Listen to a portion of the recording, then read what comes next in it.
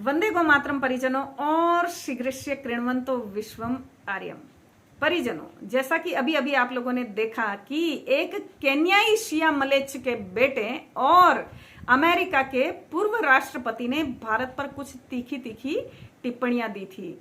उन्होंने भारत के मलेच्छों के हालात पर चिंता जताई और कहा कि यदि भारत में मलेच्छों पर ध्यान नहीं दिया गया तो भारत टूट सकता है। उन्होंने भारत को हिंदू बहुल और मलेच्छों को अल्पसंख्यक भी बताया। तो मिस्टर ओबामा, मैं यह कहने के लिए, याद दिलाने के लिए आपको आई हूं कि आप उन दिनों को स्मरण कीजिए जब अपनी विजय, अपनी रक्षा, सुरक्षा और शांति को सुनिश्चित करने के लिए आप अपनी जेब में हमारे हनुमान जी की एक छोटी सी मूर्ति लेकर घूमते थे और शायद उन्हीं की कृपा से आप अमेरिका जैसे शक्तिशाली राष्ट्र के राष्ट्रपति बने, अन्यथा आप कितने योग्य थे वो उस घटना को याद करिए जब आपने जॉर्ज डब्ल्यू बुश जूनियर से प्रेसिडेंट मिलते ही सेकंड किया था। तो जो जूनियर ने पहला काम जो किया था वो यह था कि तुरंत जाकर उन्होंने अपने हाथ धोए थे। बिल्कुल ठीक किया था मियां, हमें आज ये पूर्ण विश्वास हो रहा है।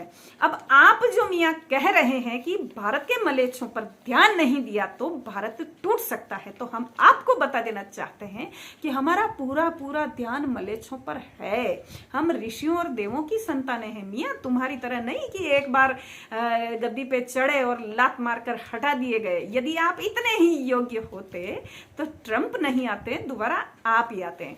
दूसरा, आप यह कह रहे हैं कि भारत में हिंदू बहुल है और मलेच्छ जो है वो अल्पसंख्यक है। तो मियां याद दिला देना चाहती हूं कि आधी जनसंख्या को किसी भी देश की अल्पसंख्यक जनता नहीं कह सकते।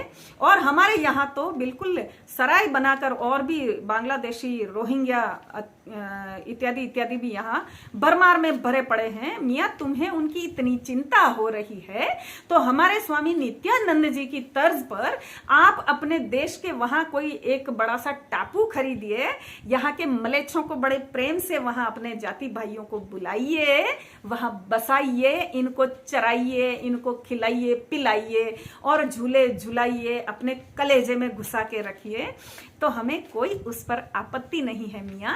भारत के आंतरिक मामलों में नहीं बोलने का, ठीक है ना।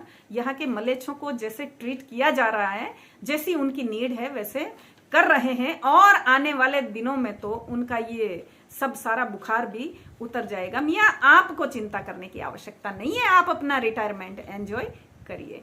हर हर महादेव।